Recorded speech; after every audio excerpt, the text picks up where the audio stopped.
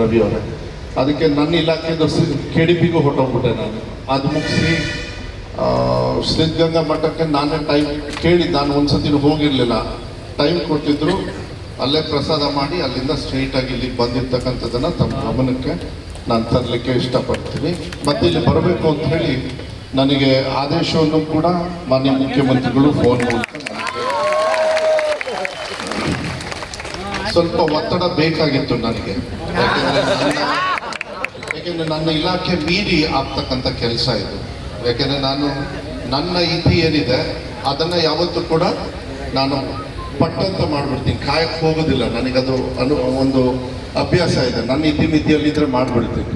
ಆದರೆ ಸರ್ಕಾರದ ಕೆಲವು ವಿಚಾರಗಳು ಬಂದಾಗ ಅದಕ್ಕೆ ನಾವು ನೀವು ಸೇರಿ ಕೆಲವು ವಿಚಾರಗಳನ್ನು ಮಾನ್ಯ ಮುಖ್ಯಮಂತ್ರಿಗಳಿಗೆ ಗಮನಕ್ಕೆ ತರಬೇಕು ಅಂತೇಳಿ ಮೊನ್ನೆ ಸುದೀರ್ಘವಾಗಿ ಸುಮಾರು 2.5 ತಾಸು ನಾವೇ ಕೂತ್ಕೊಂಡು ಎಲ್ಲ ನಿಮ್ಮ ಪದಾಧಿಕಾರಿಗಳೆಲ್ಲ ಬಂದಿದ್ದರು.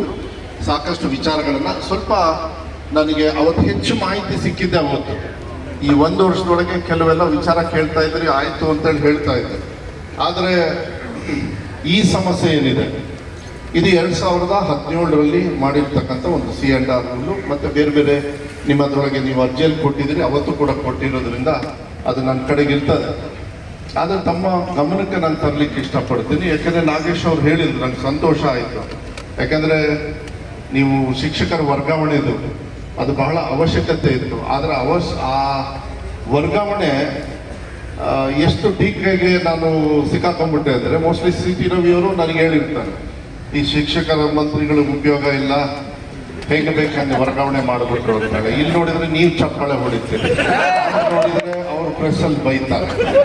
ನೀವು ಕರೆಕ್ಟು, ಆ ಸ್ಥಾನದಲ್ಲಿ ನಾನಿದ್ರೆ ನಾವು ಕರೆಕ್ಟ್ ಆಗ್ತದೆ, CT ರವಿ ಅವರು ಕರೆಕ್ಟ್. ಆದರೆ ಅವತ್ತು ಸ್ವಲ್ಪ ಬುದ್ಧಿವಂತಿಕೆ ಮಾಡಿದೆ.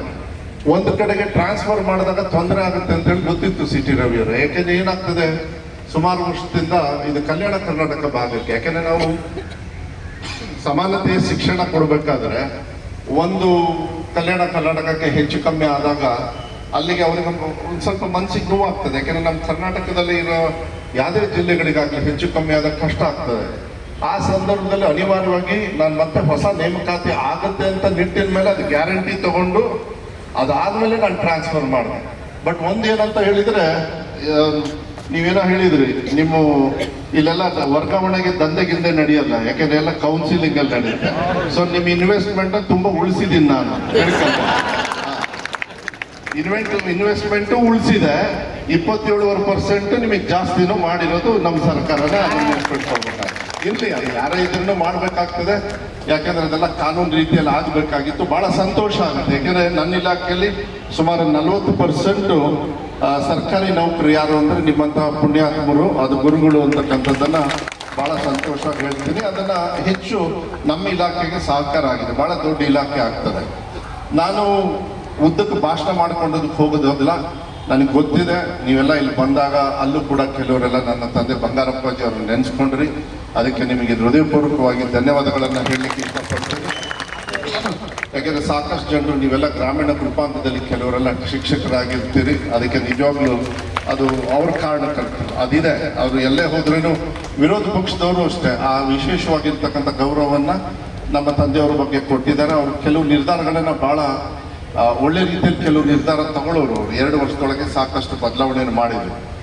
ಆದರೆ ಈ C&R ವಿಚಾರದ ಏನಾಗಿದೆ, 2017 ಆದಮೇಲೆ ನಿಮ್ಮದು ದೊಡ್ಡ ಹೋರಾಟ ಅಂತ ಹೇಳಿದರೆ ಇದೇ ಮೊದಲನೇ ಬಾರಿಗೆ ನೀವು ಮಾಡಿರೋದು.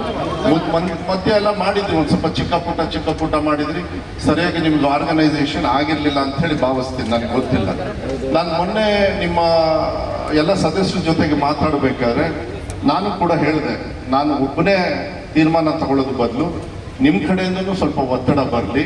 ಯಾಕೆಂದರೆ ನಿಮಗೆ ಅನ್ಯಾಯ ಆಗಿರೋದು ನಿಜನೇ, ನಾನು ಅದನ್ನು ಒಪ್ಕೊಳ್ತೀನಿ. ಏನು 2017ರಲ್ಲಿ ಏನಂದರೆ 1ನೇ ಕ್ಲಾಸಿಂದ 7ನೇ ಕ್ಲಾಸ್ವರೆಗೂ ಪಾಠ ಮಾಡ್ತೀರಿ, 5ನೇ ಕ್ಲಾಸ್ವರೆಗೂ ಮಾಡೋದು, ಹಿಂಬಡ್ತಿ ಥರ ನಿಮ್ಮನ್ನು ಕಾಣೋದು. ವಿಧಾನಸಭೆಯಲ್ಲಂತೂ ತುಂಬ ನಮ್ಮ ಮೇಲ್ಮನೆಯಲ್ಲಿ ನಿಮ್ಮ ಪರವಾಗಿ ಯಾರು ಮತ ಹಾಕ್ಸ್ಕೊಡೋರು, ಮತ ಹಾಕ್ಸ್ಕೊಂಡೇ ಇರೋರು ಕೂಡ ಎಲ್ಲರೂ ಕೂಡ ವಿಧಾನ ಪರಿಷತ್ತಿನ ಸದಸ್ಯರು CT ರವಿಯವರು ಸೇರಿ ಸಾಕಷ್ಟು ನಿಮ್ಮ ಪರವಾಗಿ ಧ್ವನಿಯನ್ನು ಎತ್ತಿದ್ದಾರೆ. ನಾನು ಹೇಳಬೇಕಾಗ್ತದೆ. ಅದಕ್ಕೆ ಸೊಲ್ಯೂಷನ್ ನೋಡಿ ಅಂತ ಹೇಳಿದ್ದಾರೆ. ಅದು ಗೊತ್ತು ಕೆಲವು ನ್ಯೂನತೆಗಳಾಗ್ತವೆ, ನಾಳೆ ಕೋರ್ಟ್ ಮೆಟ್ಲೂ ಹೋಗ್ಬೋದು ಕೆಲವು ವಿಚಾರ, ಅದಕ್ಕೆಲ್ಲ ನಾವು ನೀವು ರೆಡಿ ಆಗಿರ್ಬೇಕಾಗ್ತದೆ. ಆದ್ರೆ ಮಾಡ್ತಕ್ಕಂಥ ಕಾನೂನು ಕೋರ್ಟಿಗೆ ಯಾವ್ದು ತೊಂದರೆ ಆಗದೆ ಇರತಕ್ಕಂಥ ರೀತಿಯಲ್ಲಿ ಬೇರೆಯವ್ರಿಗೂ ತೊಂದರೆ ಆಗಬೇಕು. ನೀವೇನು ಇಲ್ಲಿ ಕೇಳ್ತಾ ಇರೋದು ಬೇರೆಯವ್ರಿಗೆ ತೊಂದರೆ ಮಾಡಿ ಅಂತ ಹೇಳಿಲ್ಲ, ನಿಮ್ಮ ಹಕ್ಕನ್ನ ಕೇಳೋದ್ರಲ್ಲಿ ತಪ್ಪೇನಿಲ್ಲ, ಅದನ್ನ ನಾನು ನಿಮ್ಮ ಜೊತೆಗಿದ್ದೀನಿ, ಅದು ಬೇರೆ ಮಾತೇನಿಲ್ಲ. ನೀವು ಅದನ್ನ ವಿಶ್ವಾಸ ಇಟ್ಕೊಳ್ಳಿ. ಆಮೇಲೆ ಯಾರೇ ಟೀಚರ್ ಆಗಲಿ ಹಂಗೆ ಟೀಚರ್ ಆಗ ಹೋಗ್ಬಿಟ್ರೆ ಅವ್ರಿಗೆ ಎಲ್ಲೋ ಒಂದು ರೀತಿಯಲ್ಲಿ ನಮ್ಮ ತಂದೆಯವರು ಮತ್ತಿಲ್ಲಿ ನೆನ್ಸ್ಕೊಳ್ಬೇಕಾಗುತ್ತೆ. ಯಾರೇ ಈ ಪೊಲೀಸ್ ಕಾನ್ಸ್ಟೇಬಲ್ 15 ವರ್ಷ ಆದ ತಕ್ಷಣ irrespective of what ever it is ASI ಆಗ್ಬಿಡೋರು ಅವ್ರು ಆಟೋಮೆಟಿಕ್ ಆಗಿ. ಅವರು 15ನೇ ವರ್ಷಕ್ಕೆ ಕರೆಕ್ಟಾಗಿ 16ನೇ ವರ್ಷಕ್ಕೆ ASI ಆಗ್ಬಿಡೋರು. ಅದೊಂದು ಕಾನೂನು ತಂದಿದ್ರು. ಈಗಲೂ ಇನ್ನೂ ಐತೋ ಇಲ್ಲೋ ಗೊತ್ತಿಲ್ಲ ನನಗೆ ಇವಾಗ. ಈಗಲೂ ಇದೆಯಾ? ಓಕೆ, ಈಗಲೂ ಇರ್ಬೋದು. ಯಾಕಂದ್ರೆ ಅದು ಅಲ್ಲಲ್ಲ ಆಯ್ತು. ಆದ್ರೆ ಇಲ್ಲಿ ನಿಮಗೆ ಇಡೀ ವರ್ಷ ನೀವು ಮಕ್ಕಳಿಗೆ ಪಾಠ ಹೇಳಿ ನಿಮಗೆ ಯಾವುದೇ ತರದ ಒಂದು ಏನು ಪ್ರಮೋಷನ್ ಆಗಲಿ ಇದಕ್ಕೆ ಎಲ್ಲ ಒಂದು ರೀತಿಯಲ್ಲಿ ನಾವು ಮಾಡಿರ್ತಕ್ಕಂಥ ಕಾನೂನು ನಿಮ್ ವಿರುದ್ಧ ಆದಾಗ ಅದಾಗ್ತದೆ. ಈಗಾಗಲೇ ನನ್ಗೆ ಗೊತ್ತಿರೋ ಪ್ರಕಾರ ಸುಮಾರು 6-7 ವರ್ಷದೊಳಗೆ ಎಷ್ಟೋ ಜನರು ನೀವು ರಿಟೈರ್ಡ್ ಆಗಿ ಹೋಗ್ಬಿಟ್ಟಿದ್ದೀರಿ. ಇನ್ನು ಬರ್ತಾ ಬರ್ತಾ ಇನ್ನೂ ರಿಟೈರ್ಡ್ ಆಗಿ ಹೋಗ್ತೀರಿ. ಬೇರೆಯವ್ರ ಸಂಖ್ಯೆ ಜಾಸ್ತಿ ಆಗುತ್ತೆ, ನಿಮ್ದು ಕಮ್ಮಿ ಆಗುತ್ತೆ. ಅದನ್ನು ಕೂಡ ನನಗೆ ಅದು ಗಮನ ಇದೆ. ಅಷ್ಟರೊಳಗೆ ನೀವು ಬಹಳ ಬುದ್ಧಿವಂತಿಕೆಯಿಂದ ಈ ಹೋರಾಟ ಮಾಡಿ ಹೆಂಗಾರು ಮಾಡಿ ಇವೆಲ್ಲ ಕೆಲಸ ಮಾಡಿಸ್ಕೋಬೇಕು ಅಂತ ನೀವು ಬಂದಿದ್ದೀರಿ. ನಾನು ದಯವಿಟ್ಟು ಒಂದು ವಿಶ್ವಾಸ ಇಟ್ಕೊಳ್ಳಿ, ಇಲ್ಲಿ ಬಂದು ಪುಕ್ಷಡೆ ಭಾಷಣ ಮಾಡಿ ಏನೋ ಒಂದು ದಿವಸ ಇವತ್ತು ತಳ್ಳಿಬಿಡೋಣ ಅಂತ ಹೇಳಿ ನಾನು ದಯವಿಟ್ಟು ಅದಕ್ಕೆ ಹೋಗಿಲ್ಲ. ಇವತ್ತು ನೀವೇನು ಸ್ಟ್ರೈಕ್ ಮಾಡ್ತಾ ಇದ್ದೀರಿ, ನಂದೊಂದು ಮನವಿ ಇತ್ತು, ವರ್ಕಿಂಗ್ ಡೇಗೆ ಬೇಡ, ಯಾವ್ದಾದ್ರು ಒಂದು ಸಂಡೇ ಯಾವಾಗ ಇಟ್ಕೊಳ್ಳಿ ಅಂತ. ನನಗೇನಾಗಿದೆ, ಒಂದು ಕಡೆಗೆ ಎಕ್ಸಾಮಿನೇಷನ್ ಸ್ಟ್ರಿಕ್ಟ್ ಮಾಡಿ ಪರ್ಸೆಂಟೇಜ್ ಕಮ್ಮಿ ಆಗಿದೆ.